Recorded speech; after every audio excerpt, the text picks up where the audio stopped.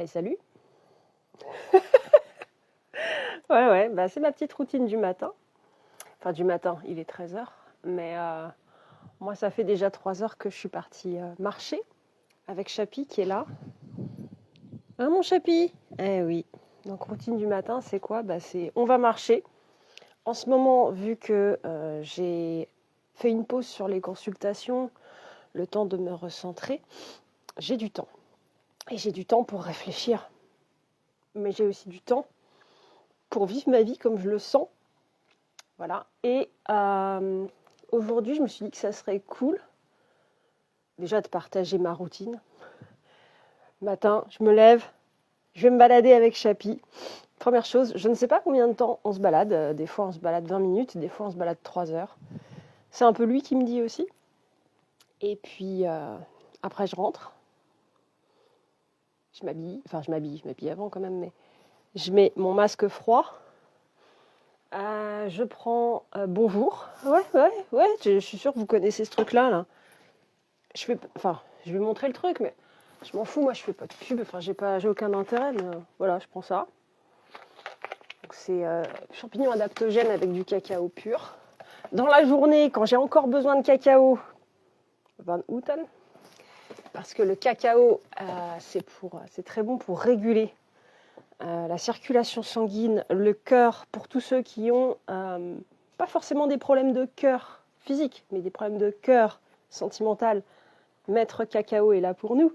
Sauf que, il faut du bon cacao, quoi. Moi, c'est du 100%. Hein.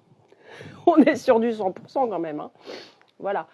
Donc, c'est pas évident à boire, mais c'est comme du café, en fait. Hein. C'est très amer. Voilà. Voilà. Après, lecture de la Bible, méditation, et après, je peux commencer ma journée. Voilà. Bon, je vais l'enlever parce qu'il est plus très froid maintenant. Ça doit faire 15 minutes que je le porte. Voilà. Alors, ça ressemble à ça, du coup, hein, à l'intérieur. Les petites alvéoles. Ça coûte 3 balles. Bon, bref. Alors, on est là pour parler des traumatismes. Ouais. Trauma, comment j'ai appelé le live? Trauma, sécurité intérieure et respiration. Voilà.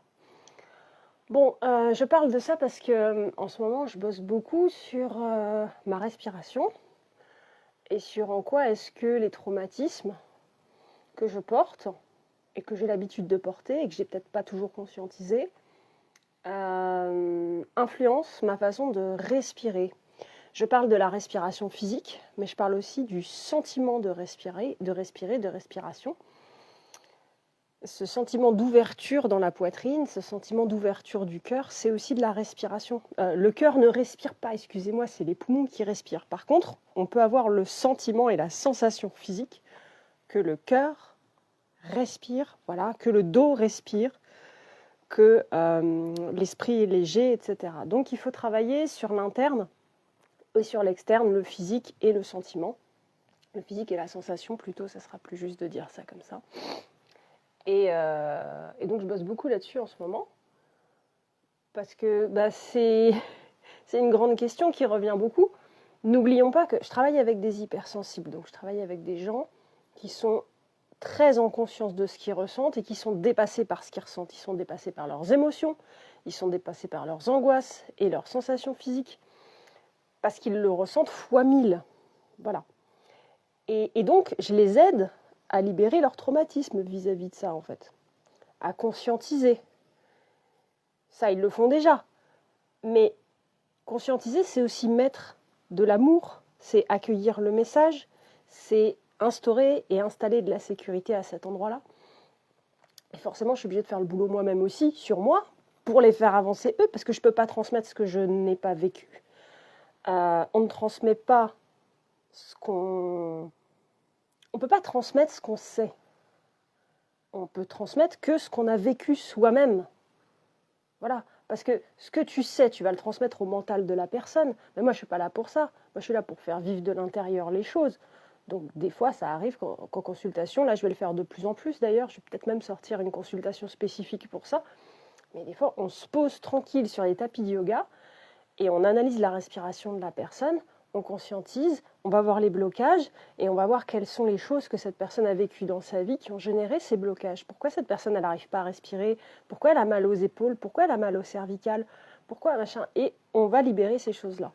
De tout ça, c'est des tensions. Voilà. Et comme je travaille beaucoup aussi avec des personnes qui ont vécu des violences sexuelles, déjà parce que la majorité des gens avec qui je travaille sont du sexe féminin, donc des femmes. Bon, vous connaissez beaucoup de femmes qui n'ont pas vécu de violences sexuelles?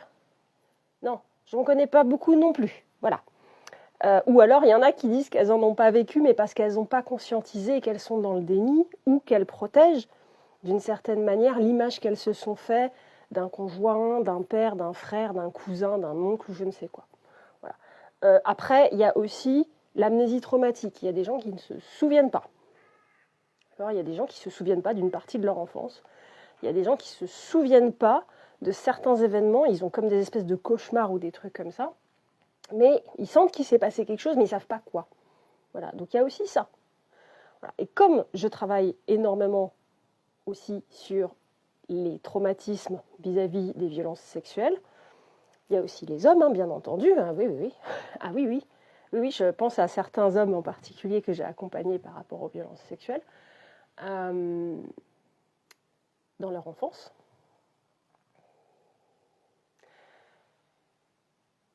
Tout ça va être contenu dans le corps. Tout ça va être contenu quelque part. Même si on sait, même si on travaille sur ses croyances, qu'on libère l'esprit, etc., il y a un moment, il faut aussi libérer le corps, parce que le corps, en fait, c'est le système nerveux qui va venir réguler ce qui se passe entre le corps et l'esprit. Donc, quand il y a quelque chose qui bloque entre le corps et l'esprit, il faut bosser sur ce système nerveux. Voilà, il faut lui apporter de la sécurité. D'accord? Pour arrêter d'avoir deux énergies différentes. Par exemple, on peut avoir le mental qui bloque et le corps qui propose la fuite ou l'attaque. Okay, et du coup, on se retrouve avec blocage et en même temps mouvement en avant. Et du coup, ça va générer des tensions. Tu vois, c'est comme mélanger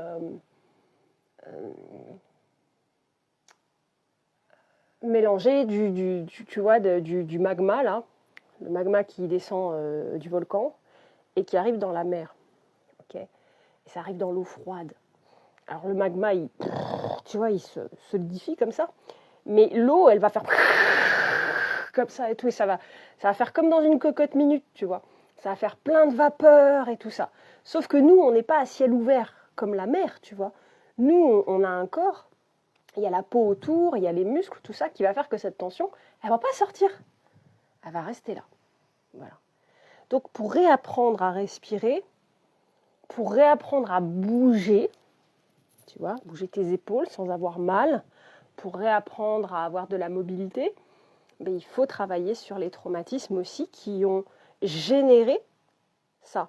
Et je vois des gens qui ont, par exemple, un truc tout bête, hernie cervicale, fibromyalgie, des gens qui ont mal dans certaines articulations.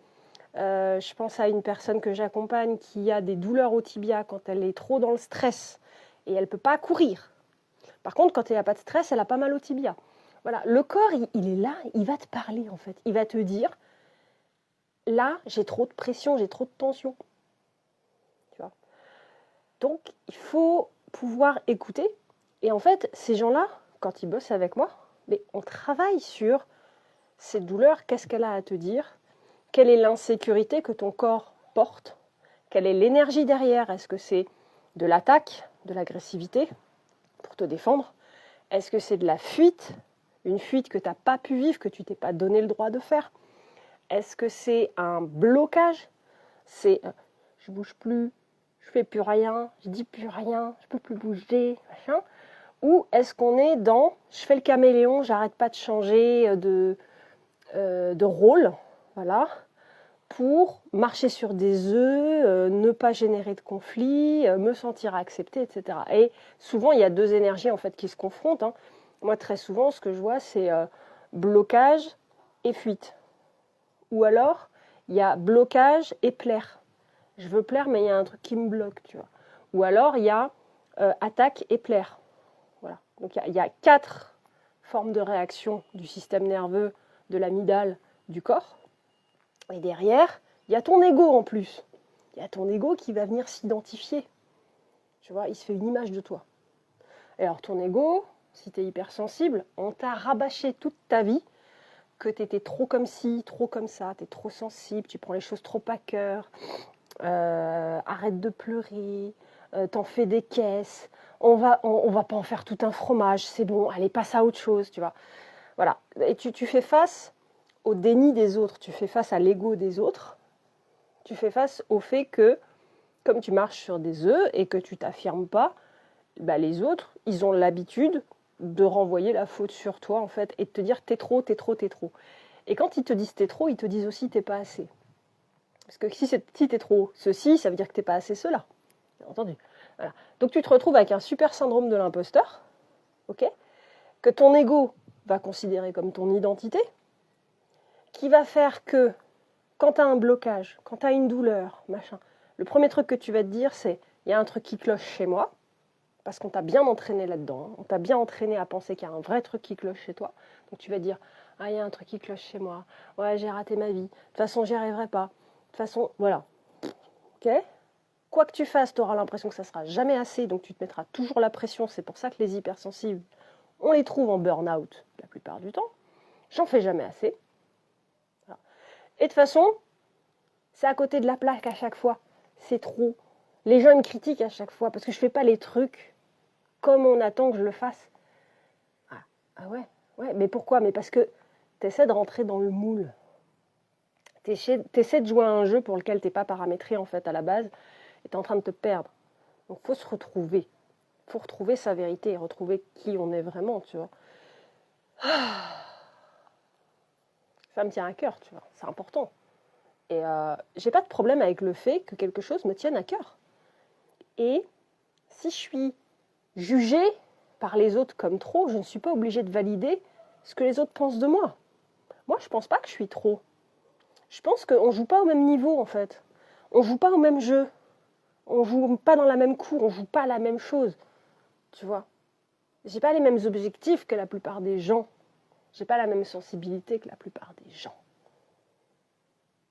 J'ai pas la même vitalité ni la même énergie. J'ai pas la même vibration que la plupart des gens. Et alors ? Est-ce que je suis censée m'en vouloir ? Pas forcément.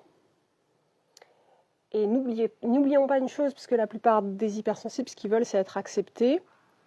Parce que s'ils sont acceptés, ils sont validés. Et s'ils sont validés, ça veut dire qu'ils font bien les choses. Et s'ils font bien les choses, ça veut dire qu'ils peuvent lâcher le mental. Ce que les hypersensibles veulent, c'est lâcher le mental, c'est arrêter de se prendre la tête. C'est ça qu'ils veulent. Et ils pensent que c'est aux autres de leur donner la validation, que oui, ils ont pris les bonnes décisions dans la vie, que oui, ils font bien les choses, et que c'est bon, ils peuvent arrêter de cogiter et de se prendre la tête. C'est donner beaucoup de pouvoir aux autres. Je pense qu'à un moment, la validation, il faut se la donner à soi. Et il faut se dire, je décide que, quels que soient les résultats de ma décision, c'est une bonne décision. Et même si ça foire, et même si c'est un échec, qu'est-ce que j'en ai à battre ? Qu'est-ce que je m'en fous ? Ça fait partie du chemin. Qu'est-ce qui dit que le fait de faire cet échec-là ne va pas me permettre, derrière, de réussir quelque chose d'incroyable parce que j'aurais compris quelque chose de cet échec qui était indispensable pour que je réussisse le truc d'après. Qu'est-ce qui te dit que tu veux réussir ? C'est les gens qui sont dans le moule qui veulent ça, tu vois. Ils veulent réussir. Qu'est-ce que ça veut dire réussir ? D'abord, chacun a sa vision de la réussite. Définis ta vision de la réussite, après on en discute, tu vois. Définis à partir de ton centre, toi-même, de ce qui te fait vraiment vibrer ce que c'est que la réussite. La réussite, c'est pas forcément l'argent. La réussite, ça peut être aussi d'avoir confiance en soi. Ça peut être une énorme réussite dans la vie. La réussite, ça peut être d'être capable de bien s'occuper de son entourage. Ça peut être d'être capable de bien s'occuper de soi. Ça peut être plein de trucs, la réussite, tu vois. C'est toi qui vois, en fait, ce que c'est la réussite. La réussite, ça peut être aussi de se dire, j'ai réussi à me créer une vie où je ne dois rien à personne. Ah, ouais, ça aussi, tu vois, c'est une forme de réussite. La réussite, ça peut être guérir de ses traumas. Bah oui, t'as vu ? Je fais bien, là, l'autruche. Donc, il faut définir tout ça et à un moment, te dire, quand il y a quelque chose que j'ai envie de faire, ce qui est important, c'est que je me tourne vers l'être. Il ne faut pas que j'oublie d'être quand je fais. Et donc, quand je fais, ce n'est pas toujours pour atteindre un objectif. Quand je fais, c'est aussi pour le vivre, c'est pour l'expérience. J'ai besoin de goûter au sentiment de cette expérience, même si ça ne réussit pas. J'ai besoin de goûter à ce truc-là, j'ai besoin de croire en moi. J'ai envie de croire en moi, j'ai envie de me donner la chance de vivre cette expérience, tu vois, d'essayer un, je sais pas, essayer un nouveau métier, me lancer dans une formation, de démarrer une nouvelle routine, de faire une thérapie, peu importe, tu vois. Bon. Moi, en ce moment, tu vois, je suis en train de faire des trucs que j'ai jamais fait. Parce que je me suis toujours dit, ouais, mais si ça marche pas, ça fait chier, tu vois. Si ça marche pas, je vais perdre de l'argent, je vais perdre du temps. Sauf qu'aujourd'hui, je fais plus les trucs pour que ça marche. Je m'en fous. Ça marche ou ça marche pas? Qu'est-ce que j'en ai à battre? Ce que je veux, c'est l'expérience. Je veux le vivre. Je veux le goûter. J'ai besoin de savoir qui je suis dans cette expérience-là. Que je réussisse ou que je réussisse pas, aujourd'hui, ça ne change pas ma valeur en tant que personne. Il y a beaucoup de gens qui croient que parce qu'ils réussissent à atteindre un objectif ou pas, ça définit leur valeur en tant que personne. Ça fait d'eux des gens performants, par exemple, ou des gens bien. Ça augmente leur valeur. Non, ou ça valide leur valeur. Pas du tout. Pas du tout. C'est ce que tu es capable de faire. Mais ta valeur, elle n'est pas dans ce que tu fais, elle est dans ce que tu es. Elle est dans être. Et je ne suis pas ce que je fais. Tu vois ? Donc il faut réussir à décorréler les deux. Mais ça, c'est quand tu acceptes de vivre à ton niveau de conscience, ton niveau d'hypersensibilité, que tu décides de faire un travail où tu veux te détacher de l'ego, parce que l'ego, il ne regarde que ce que tu fais, et il va évaluer ta valeur et ton identité en fonction de ce que tu es capable ou pas de faire, et de ce que les autres pensent de toi. Ton ego, il fonctionne comme ça. Tu veux libérer l'ego ? Arrête de regarder ce que tu fais, regarde ce que tu ressens, regarde ce que tu as envie de vivre, indépendamment du résultat que ça peut apporter à toi ou aux autres. Voilà. C'est un bon début. Et c'est déjà un sacré boulot. Voilà. Et c'est ça, respirer. Et tu vois, respirer, pour moi, c'est une grande réussite. Parce que respirer, c'est vouloir vivre plus. Et quand je respire, je me confronte à moi. Tu vois, vraiment, quand j'inspire, je sens les blocages dans mon dos. Je sens les blocages sous le plexus. Et je sais que j'ai un truc à bosser. J'ai un truc qu'à bosser ou j'ai un truc à bosser. À toi de voir. La respiration est un révélateur de nos traumatismes et de nos insécurités. Et donc, grâce à ça, je peux me dire, tiens, je vais me focaliser sur cette partie de mon corps où j'ai la sensation qu'il y a un espèce de truc dur qui m'empêche de prendre ma pleine inspiration. Et tiens, ça me rappelle quoi ?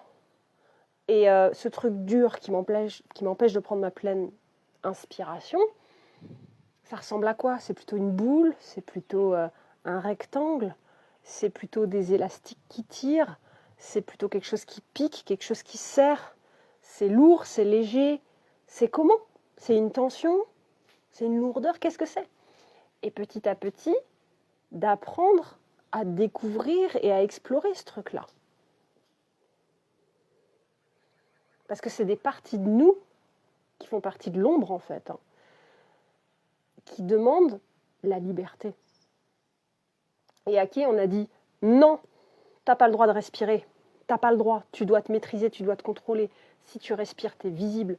Si tu respires, tu sors du rond. Si tu respires, tu t'écoutes. Si tu respires, tu fais les choses à ta manière. » Et il y a un truc que les hypersensibles n'ont pas compris aussi. Et les gens intelligents aussi. Parce qu'on va parler aussi au HPI. C'est que les gens intelligents, ils ont du mal à bosser en équipe. Je parle de l'intelligence, de la conscience, d'accord ? Je parle pas... Parce qu'il y a des gens, ils ont une grande intelligence relationnelle. Il y a des gens, ils ont une grande intelligence émotionnelle. Et là, on parlera de maturité. Mais les gens qui sont dans la conscience d'eux-mêmes, Ils vont avoir du mal à bosser en équipe parce que pour bosser en équipe, il faut s'oublier. Tu vois ? Et pour bosser en équipe, il faut aller au rythme de l'équipe. Mais si toi, tu es capable d'aller à un grand rythme, tu vas avoir du mal à te dire « je dois me freiner pour pouvoir rester en équipe ». Tu vois ? Ou alors, tu vas créer ta propre équipe, mais tu ne vas pas t'intégrer dans une équipe lente. Donc, des fois, il faut comprendre aussi quel est mon degré d'intégration. Est-ce que j'ai envie de me limiter ? Est-ce que j'ai envie de jouer petit ? Est-ce que j'ai envie de jouer grand ? Je ne suis pas en train de dire que bosser en équipe, c'est jouer petit. C'est pas ça que je veux dire. Mais ce que je veux dire, c'est écoute-toi et te force pas à être ce que tu n'es pas et à faire des choses qui ne ressemblent pas à qui tu es. Parce que c'est là que tu commences à rentrer dans l'ego et à te forcer à faire des trucs pour valider une identité qu'on t'a collée sur le front, là. C'est pour ça que je mets une casquette, comme ça personne ne peut me coller d'étiquette.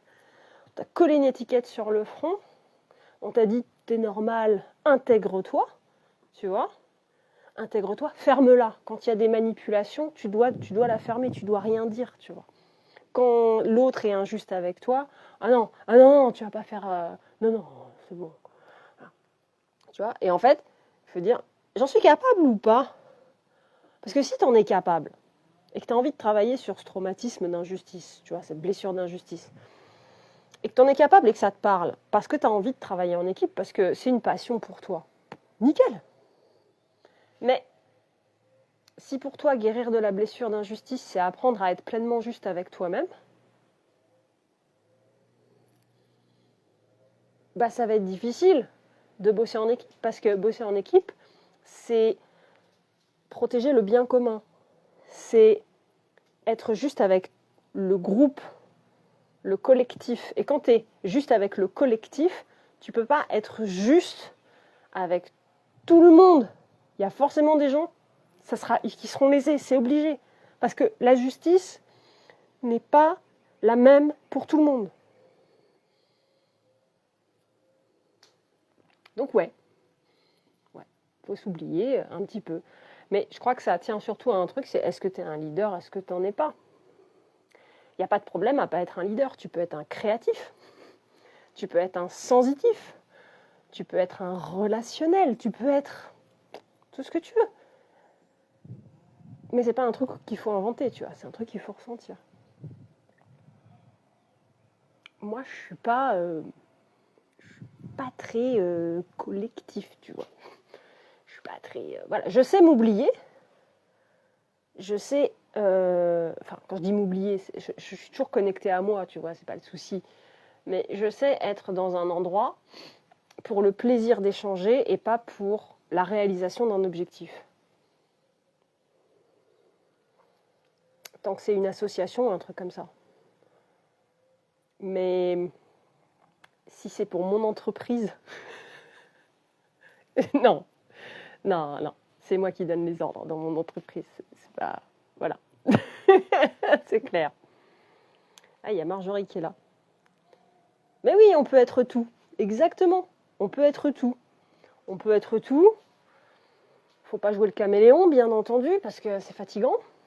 Puis ça aussi, ça fait partie des blessures. On peut être tout, mais il faut savoir qu'est-ce qu'on a envie d'expérimenter de soi-même, en fait. Parce que tu n'auras pas le temps dans une vie d'être tout. Tu n'auras pas le temps. À moins que tu travailles sur toi et ta santé tellement fort que tu arrives à dépasser l'illusion de la vieillesse, je pense qu'il y a des gens qui en sont capables. Je pense qu'ils sont rares. Je crois que l'être humain n'est pas paramétré pour vivre 80 ans. D'ailleurs, dans la Bible, on le voit, hein, les êtres humains qui vivaient 300 ans, pardon, 300 ans, voilà, il y en a plein. Mais au fur et à mesure qu'on a fait des conneries, en fait, mais bizarrement, voilà, hein, on a perdu du temps de vie parce qu'on ne se respectait plus et on a perdu la connexion à notre lumière et on a commencé à se programmer à moins, à se diminuer. Voilà. Jouer le caméléon correspond à quoi comme blessure? Ah, alors ça ne correspond pas particulièrement à une blessure. En fait, quand tu as une blessure, tu as 4 possibilités de réaction. Je parle bien de réaction. Une réaction, ce n'est pas une action, ce n'est pas un choix conscient, contrôlé, maîtrisé. C'est une insécurité qui te pousse à être en réaction par rapport à l'extérieur et pas par rapport à toi. Donc en général, ce n'est pas dans ton intérêt d'être dans la réaction. Il y a 4 réactions. Tu as attaque, agressivité, colère. Se défendre aussi, ça fait partie du truc.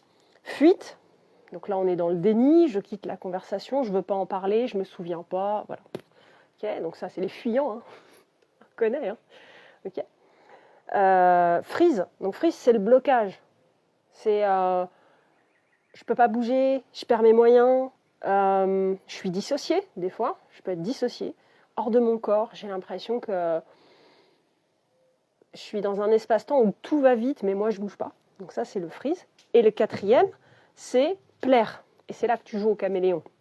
Plaire. Donc, jouer au caméléon, si tu veux, c'est pas une blessure en particulier, parce que, par exemple, imaginons la blessure d'injustice. Ça veut dire que face à une injustice, ton système nerveux, il va choisir, en fonction de son histoire et de ses habitudes, parce qu'il ne choisit pas vraiment, en fait, il répète des schémas, il va répéter le schéma qu'il a l'habitude de répéter entre ces 4 réactions. Ça peut être l'abandon. Tu peux jouer le caméléon face à la blessure d'abandon. Tu peux jouer le caméléon face à la blessure d'injustice. Tu peux jouer le caméléon face à la trahison. Voilà. La question, c'est comment ton système nerveux te défend face à l'histoire que tu te racontes dans ta tête quand il se passe quelque chose qui te blesse. Et c'est une question de narrative, du coup. Ok. Bon, bah Marjorie, écoute, si ça a pu t'aider, c'est super cool. Mais oui, on ne se rend pas compte que quand il se passe quelque chose qui nous heurte dans notre sécurité, c'est-à-dire que ça génère une insécurité en nous, ça nous fait douter de nous, on va mettre du sens sur ce qui se passe. On va même mettre du sens sur ce qu'on ressent. C'est-à-dire que je ressens une émotion, par exemple, je peux ressentir de la peur, et je vais mettre du sens sur cette peur. Et à partir de là, je crée un sentiment. Je mets du sens sur une émotion, je crée un sentiment. Et donc, le sentiment, par exemple, ça va être « je me sens trahi ». Je ressens de l'injustice. Mais c'est juste un sentiment. Ça, c'est l'étiquette qu'on pose sur une émotion. Et l'émotion, on ne l'a toujours pas analysée, en fait. Donc, il faut faire très attention aux sentiments, bien les comprendre, et bien comprendre que c'est une histoire qu'on se raconte, que ce qui se passe devant moi, ce que je mets dessus, c'est de l'injustice. Et après, la question, c'est toujours l'intérieur et l'extérieur. Donc, la justice, est-ce que je l'attends de l'extérieur ou est-ce que je l'attends de moi? Est-ce que moi-même, déjà, je suis juste envers moi dans cette situation? Parce qu'en fait, je colle l'injustice sur la situation parce que je ne veux pas regarder à quel point moi-même, je ne suis pas juste avec moi dans cette situation. Dans cette situation, je n'arrive pas à rester présente avec moi, à défendre mes intérêts, à m'écouter, à me casser parce que ça me saoule. Je n'arrive pas. Et donc, il faut reprendre son pouvoir là-dessus. Voilà. Bon, j'espère que ça aura illuminé quelques journées. Vive les journées. Je partage avec vous la vue. Comment on fait? Comme ça? On fait comme ça. Regardez. Salut Chapi. Tu veux montrer ta nouvelle petite médaille? Attends, lève-toi. Enfin, assis-toi. Oui, on a des courbatures. Oh, la jolie médaille de Chapi. Lève la tête, Doudou. On voit pas. Oh, c'est beau. T'es mignon comme ça. Voilà. Puis on a une belle vue aujourd'hui, c'est chouette. Ah, il fait beau ici. Il fait très, très, très, très, très beau. C'est très sympa. Bon, allez. On va aller faire quelques courses parce qu'on n'a plus rien à manger. Ça a beau être le carême et on a beau jeûner, on mange quand même quelques légumes parce qu'on fait du sport. Eh ouais. D'ailleurs, c'est un peu le bordel, il va falloir ranger. Allez, bonne journée! Ah, j'arrive pas à finir le live, attendez. On la refait? Connexion lente, ouais, j'ai compris. Voilà. Allez, bonne journée. Salut.